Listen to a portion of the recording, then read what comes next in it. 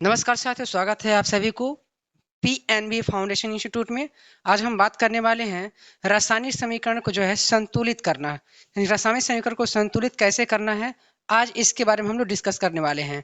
ठीक है, और इसके पहले हम आपको बता दें कि ये जो हम बताने जा रहे हैं ये फार्मूला में आधारित है और जो इस पे लिखा रहेगा यानी कि शब्दों में लिखा रहेगा और उसे हमें जो है अंकों में यानी कि सांकेतिक भाषा में कन्वर्ट करना है।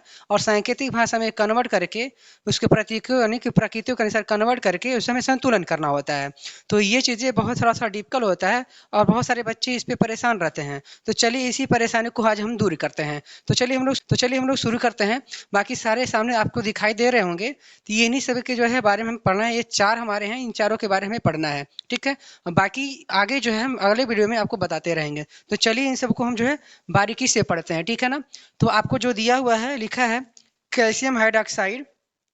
क्या दिया है? कैल्शियम हाइड्रोक्साइड और carbon dioxide plus calcium carbonate, है ना? उसके क्या बनाता है? जल बनाता है, यानी कि जल बनाता है। क्या क्या बनाता है? Calcium hydroxide plus carbon dioxide जब मिलेंगे तो क्या बनाएंगे? कैल्शियम कार्बोनेट और जल बनाएंगे। ठीक है, तो क्या लिखा पहले? Calcium hydroxide. तो कैल्शियम हाइड्रोक्साइड कैसे लिखेंगे? यानी कि Ca, ठीक है, और OH, इसके बाद 2, ये कैल्शियम हाइड्रोक्साइड हो जाएगा। हाइड्रोक्साइड जो होता है ना हमेशा OH2, हाइड्रोक्साइड हाइड्रोक्साइड जब भी हम पढ़ेंगे तो OH यानी हाइड्रोक्साइड हो जाएगा। प्लस उसके बाद क्या दिया हुआ है? ये हाइड्रोक्साइड यानी कार्बन डाइऑक्साइड। कार्बन डाइऑक्साइड आपको पता है कि CO2 होता है। उसके बाद मिल करके क्या बन रहा है? मिल करके बन रहा है कैल्शियम कैल्शियम कार्बोनेट, यानी कि CaCO3 बन जा रहा है। क्या बन रहा है? CaCO3 बन रहा है। इसके बाद जो है, उसके बाद क्या रहा है? जल। तो जल का सूत्र आप सभी को पता है, H2O होता है। जल का सूत्र क्या होता है? H2O होता है। तो चलिए इसको अब हम लोग आराम से संतुलन करते हैं। तो आपको पता है कि उसमें जो है शब्दों में दिया हुआ है। ठीक है, अब आप उसको जो है सांकेतिक भाषा में या उसके प्रतीकों के अनुसार जब लिख लेंगे उसके बाद आप संतुलन करेंगे। नहीं तो फिर आपको जो है संतुलन करने में काफ़ी कठिनाई होगी। तो चलिए हम कन्वर्ट कर चुके हैं और इसको हम लोग संतुलन करना शुरू करते हैं। तो पहले हम लोग देखेंगे कि कहाँ पे कौन सी संख्या कितनी है, मतलब कौन सा तत्व कितनी कितनी है यहाँ पे। तो इसका नंबर लिख लेंगे। तो यहाँ पे Ca आप देखेंगे कि 1 है। Ca कितना है? 1 नंबर है। और ऑक्सीजन आपका देख रहे हैं 2 का जब यहाँ मल्टीप्लाई होगा तो ऑक्सीजन आपका 2 हो जाएगा और 2 का यहाँ पे हो जाएगा नहीं कि हाइड्रोजन यहाँ पे आपका 2 हो जाएगा। तो इसको हम ऐसे बॉक्स में लिख लेंगे, ऐसे बॉक्स में लिख लेंगे। फिर इसके बाद प्लस का साइन यहाँ लगाएंगे। अब यहाँ पे देखेंगे हमारा C कितना है? C कितना है? 1 है। और O कितना है? 2 है। ठीक है ना? इसको भी हम ऐसे बॉक्स में रख लेंगे। इसके बाद हमारा यहाँ पे सिंबल दिया हुआ है। तो यहाँ पे देखो C दिया हुआ है कितना? 1। और Ca यानी कि C दिया हुआ है 1 और O कितना दिया हुआ है? 3 दिया हुआ है। आप इसको भी ऐसे बॉक्स में लिख लेंगे। ठीक है ना? यहाँ पे एक जगह बनाएंगे थोड़ा सा मल्टीप्लाई कराने के लिए संख्या को। उसके बाद प्लस के साइन यहाँ लगाएंगे। अब यहाँ पे हाइड्रोजन देखेंगे कितना है? 2 है। ऑक्सीजन के देखेंगे कितना है? 1 है। ठीक है, इसको आप ऐसे बॉक्स में लिख लेंगे। तो चलिए हम देखते हैं कि कौन संख्या कितनी है। कैल्शियम यहाँ पे 1 है, कैल्शियम यहाँ पे 1 है। ठीक है, तो इक्वल है। ऑक्सीजन यहाँ पे कितना है? 2 है। और ऑक्सीजन यहाँ पे 2 है। तो ऑक्सीजन 2 और 2 मिलकर के कितना हो गया? 4 हो गया। ऑक्सीजन देखो यहाँ पे 3 है, ऑक्सीजन यहाँ पे 1 है। तो 3 और 1 मिलकर के 4 हो गया। तो ये तो बैलेंस में है। हाइड्रोजन यहाँ पे 2 है, हाइड्रोजन यहाँ पे 2 है। यानी कि ये क्या है? रासायनिक समीकरण क्या है? पहले से ही संतुलन है। ठीक है ना? पहले से क्या है? ये संतुलन है। क्यों भाई? ऑक्सीजन 2 2 मिल गया, 3 और 3 4 मिल गया। ठीक है, हाइड्रोजन 2 है, हाइड्रोजन 2 है, मिल गया है। ठीक है, ऑक्सीजन मिल गया है, कैल्शियम मिल गया, यानी कि सब क्या है? बराबर है। तो अगर हम दिक्कत हो रही है समझने में तो इसे क्या करेंगे? काउंट कर लेंगे। 3 और 2 और हमारी ये 5, 5 और ये 6 और 6 और 2 8 हो गया। ठीक है, 8 इधर हो गया। अब यहाँ पे देखेंगे 1 और 2 और 3 कितना हो जाएगा? 4। 5 5 और 3 8, यानी कि दोनों तरफ क्या है? बैलेंस बराबर है। तो यानी ये समीकरण जो है हमारा ऑलरेडी क्या है? बरा बैलेंस में है। क्या है? संतुलन में है। ठीक है, कोई दिक्कत? कोई दिक्कत नहीं। चलिए अब हम लोग दूसरा वाला सवाल देखते हैं। दूसरा वाला जो सवाल दिया हुआ है, दूसरा वाला सवाल क्या दिया? बी नंबर सवाल। ठीक है ना? बी नंबर आपका क्वेश्चन दिया हुआ है, देख रहे होंगे। बी नंबर क्वेश्चन इसे हम कॉपी में नोट किए हुए हैं। तो बी नंबर क्वेश्चन आपको जो दिया हुआ है, zinc plus silver nitrate, zinc nitrate silver, यानी कि जिंक के साथ क्या रिएक्शन कर रहा है, सिल्वर नाइट्रेट के रिएक्शन कराने पर क्या बन रहा है, जिंक और नाइट्रेट सिल्वर बन रहा है। क्या बन रहा है, नाइट्रेट सिल्वर बन रहा है, ठीक है ना, प्लस सिल्वर बन रहा है। तो चलिए देखते हैं क्या है, जिंक। जिंक को हम क्या लिखते हैं, Zn लिखते हैं, प्लस सिल्वर नाइट्रेट, सिल्वर मतलब Ag, और नाइट्रेट का मतलब होता है NO3। नाइट्रेट हमेशा जो है NO होता है, NO को नाइट्रेट बोलते हैं, ठीक है ना, नाइट्रेट। उसके बाद है क्या बन रहा है, बन क्या रहा है उत्पाद में हमारा, जिंक नाइट्रेट बन रहा है, ZnNO3, और ये आपका 2 हो जाएगा। और उसके बाद क्या है, सिल्वर है Ag, यानी कि Ag अलग हो जा रहा है, ठीक है ना। इसको हम बोलेंगे विस्थापन अभिक्रिया। क्यों भाई विस्थापन अभिक्रिया, जिंक Ag को हटा करके इसका स्थान ले लिया, ठीक है, विस्थापित कर दिया इसको, तो ये विस्थापन अभिक्रिया है। तो चलिए हमें ये देखना है कि क्या ये रासायनिक समीकरण संतुलन है कि नहीं है। तो संतुलित करने के लिए सबसे पहले यहाँ पे लिखेंगे Zn 1 नंबर पर, और इसको हम ऐसे बॉक्स बना लेंगे, प्लस Ag को देखेंगे कितना है 1 नंबर, और नाइट्रोजन देखेंगे 1 नंबर पे, ऑक्सीजन कितना है 3 है। तो ये संख्या जो है हम लिख लेंगे ऐसे। उसके बाद यहाँ पे हम देखेंगे कि Zn कितना है 1, और N कितना है 1, वो कितना है 3, यानी कि उसके बाद फिर प्लस Ag यहाँ पे कितना है 1 है, आप ऐसे लिख लेंगे। अब हम मिलाएंगे कि देखेंगे कौन सी संख्या कितनी है। यहाँ पे Zn 1 है, Zn 1 है, ठीक है, Ag यहाँ पे 1 है, Ag 1 1 पे, यानी यहाँ पे 1 है, वो यहाँ पे 3 है, यानी कितना 1 है, ठीक है। वो कितना है, ऑक्सीजन कितना है 3 है, 3 है। लेकिन यहाँ पे हम थोड़ा सा मिस्टेक किए हुए हैं, क्योंकि देखो जब यहाँ पे मल्टीप्लाई होगा ना, ये 2 का मल्टीप्लाई, तो नाइट्रोजन यहाँ पे हो जाएगा आपका 2 होगा, ठीक है। और यहाँ पे नाइट्रोजन यानी कि ऑक्सीजन, यानी कि इसमें मल्टीप्लाई करेंगे तो कितना हो जाएगा 3, यानी कि 3 2 जा 6 हो जाएगा, कितना हो जाएगा 6 हो जाएगा, ठीक है। अब आप हमें बताइए, ऑक्सीजन यहाँ पे 6 है और यहाँ पे 3 है, अगर यहाँ पे ऑक्सीजन को अगर हम ले लें दोनों साइड में, बाकी सब तो ठीक है, नाइट्रोजन और ऑक्सीजन इन्हीं दोनों में दिक्कत है। तो नाइट्रोजन यहाँ पे 1 है, नाइट्रोजन यहाँ पे 2 है, ऑक्सीजन यहाँ पे 3 है, और ऑक्सीजन यहाँ पे 6 है। आप हमें बताइए, अगर हम इसमें 2 से मल्टीप्लाई करें तो क्या ये 6 हो जाएगा, क्या ये 2 हो जाएगा, कोई दिक्कत, कोई दिक्कत ही नहीं होना चाहिए, ठीक है ना। अगर ये 2 हो रहा है तो Ag भी क्या हो जाएगा 2 हो जाएगा। लेकिन यहाँ पे Ag यानी कि सिल्वर हमारा कितना है 1 है। तो चलिए भाई यहाँ तो समझ में आ गया कि हमें यहाँ 2 से मल्टीप्लाई करना है, क्लियर है।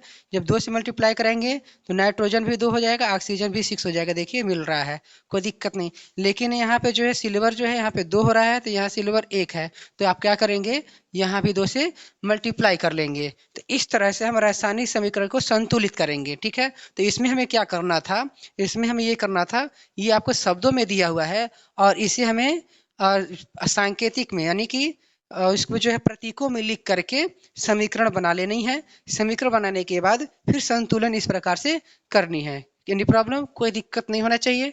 तो चलिए हम आगे बढ़ते हैं, नेक्स्ट अगला क्वेश्चन हम लोग देख लेते हैं, ठीक है। अगले क्वेश्चन में हम लोग चलते हैं। अगले क्वेश्चन पे हमारा क्या है, अगला क्वेश्चन, तो उसको हम लोग देख लेते हैं अगला क्वेश्चन। तो नेक्स्ट वाली क्वेश्चन हमारी जो दी हुई है, दिया है एल्युमिनियम प्लस कॉपर, यानी कि कॉपर क्लोराइड और एल्युमिनियम क्लोराइड प्लस कॉपर, यानी कि क्या दिया हुआ है आपका थर्ड नंबर क्वेश्चन दिया हुआ है, एल्युमिनियम प्लस कॉपर क्लोराइड को मिलाएंगे, एल्युमिनियम क्लोराइड और प्लस कॉपर बनेगा। तो चलिए हम लोग लिखते हैं एल्युमिनियम। तो हमारा सी नंबर जो क्वेश्चन है क्या दिया हुआ है, एल्युमिनियम, ठीक, एल्युमिनियम प्लस कॉपर क्लोराइड यानी कि CuCl2, इसके बाद हमारा बन क्या रहा है, यानी कि AlCl3, यानी कि एल्युमिनियम क्लोराइड बन गया प्लस Cu, यानी कि ये भी देखिए आपका विस्थापन अभिक्रिया, क्योंकि Al जो है Cu को जब हटाएगा तो इसका स्थान ले लेगा और Cu को अलग कर देगा, ठीक है ना, यानी कि कॉपर को जब अलग कर देगा तो ये क्या हो जाएगा, विस्थापन अभिक्रिया हो जाएगा। तो चले हम लोग देखते हैं, देखो ऐसा नहीं, ऐसा भी क्वेश्चन आता है, रासायनिक समीकरण में इसको कन्वर्ट करना होता है, और कन्वर्ट करके जो है इसको जो है प्रतीकों में लिखना होता है, और इसे आपको बताना भी होता है कि कौन सी अभिक्रिया होती है, ऐसे भी क्वेश्चन आपके बनते हैं। तो चले हम लोग देख लेते हैं इनको संतुलन करके। तो सबसे पहले आप देखेंगे Al आपका है कितना है 1 है, इसको आप एक बॉक्स में लिख लेंगे, प्लस Cu आपका कितना है 1 है, Cl आपका कितना है 2 है, तो इसको आप एक बॉक्स में लिख लेंगे। फिर यहाँ पे देखेंगे Al कितना है 1 है, Cl कितना है 3 है, ठीक है, इसको आप बॉक्स में लिख लेंगे। प्लस यहाँ पे Cu है।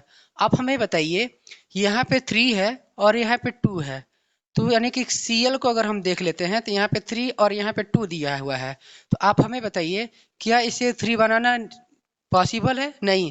क्या इसे 2 बनाना पॉसिबल है? नहीं। लेकिन इसको हम बढ़ा सकते हैं, क्या कर सकते हैं, क्रॉस मल्टीप्लाई, यानी कि 3 का मल्टीप्लाई इसमें कर दीजिए और 2 का मल्टीप्लाई इसमें कर दीजिए, तो कोई दिक्कत नहीं है।